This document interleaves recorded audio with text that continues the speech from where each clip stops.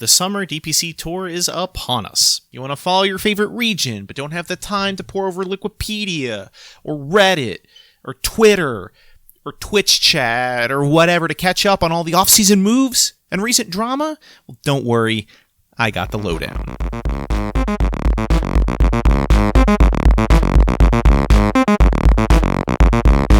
Western Europe. Western Europe, like I mentioned in my major summary video, had an incredible outing in Stockholm, with OG, Tundra Esports, and Gladiators all placing in the top 4 spots at the event. Those teams, along with Team Liquid, whose major performance wasn't exactly a top 4 finish, enter the circuit's final tour with their spring tour rosters intact. Beneath the dividing line are the returning teams from last tour, Team Secret and Entity, who have made some roster moves to make a last-minute push for some DPC points. Secret has chosen to replace Sumail with Entity's former carry player, Chrysalis. And Entity, with an entire world of free agent carries to choose from, has chosen to send their own reputations to Toilet Town and fill Chrysalis' vacancy with Virtus Pro's former carry, Pure. Why you would choose to subject your social media manager to such a fate is beyond me, but I also don't run a team, so what do I know? Final two are the rising Division 2 teams, Alliance and Goon Squad. A tour in the lower division has radically changed the face of Alliance, with only Nico Baby and Aramis remaining from the Winter Tour roster. In fact, there's more Alliance alumni over in Goon Squad than there is in Alliance proper. That being said, Goon Squad is the finest smatterings that 2018 Scandinavian scene can offer, with the perennially relevant S4 at its core. China. The top 3 from China's Spring Tour Finals, PSG LGD, Team Aster, and Extreme Gaming, have made no roster changes and still look in top shape. The 4th team, Royal Never Give Up, made a 2-player change prior to the division finals, bringing in Scene veteran and TI finalist Kaka and an SEA carry by the name of Ghost. While this change didn't net them any series wins in the regional finals, they sit well positioned for this coming tour. Not far behind them are Division 1 newcomers Dandelion Esports Club, who are buttressed by ex-Team Magma cores and are hot off of an undefeated run in Division 2. Joining them is Aster Ares, also new to Division 1, but have subbed out former Team Aster mid-player White Album for One, formerly of Keen and Phoenix Gaming, between the tours. This leaves previous tour holdovers Vici Gaming and eHome, the latter of which is just bringing forth the same roster as last tour, which was generally pretty mediocre.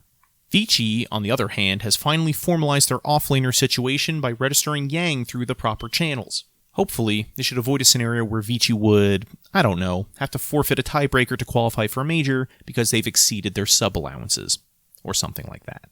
North America. What is there even to say about the state of North American Dota? On one end of the spectrum, you have major finalist TSM showing absolute dominance in their upper bracket run at Stockholm. On the other hand, the full and utter collapse of Evil Geniuses and the departure of their star support player, Jerax. There's some hope in the return of Fly to the roster, but going from placing second at Majors to placing behind TSM at both the Winter Tour Regional Finals and again at Stockholm is a sharp drop-off for the organization. EG's struggles have created a rare opening for the coveted second spot in North America. Quincy Crew has undergone yet another transformation, bringing back MSS and Lelis, as well as importing Fada one tour after his dismissal from Tundra Esports. Even Nouns, formerly 4Zoomers, have a pretty decent shot of sneaking into the second qualifier spot after getting to a place where they have finally taken home a BTS Pro Series title. Beyond NA's usual top 4, Wildcard Gaming is still looking for their moment to break through.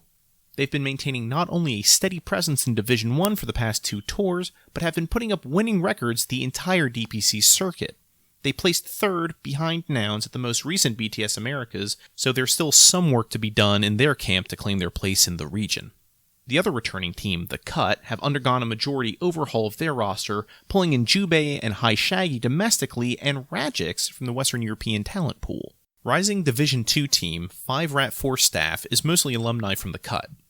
In a weird way, it's kind of a positive for North America as a region to have players that stick around for long enough and still play together, even if they're a few roster changes removed from one another.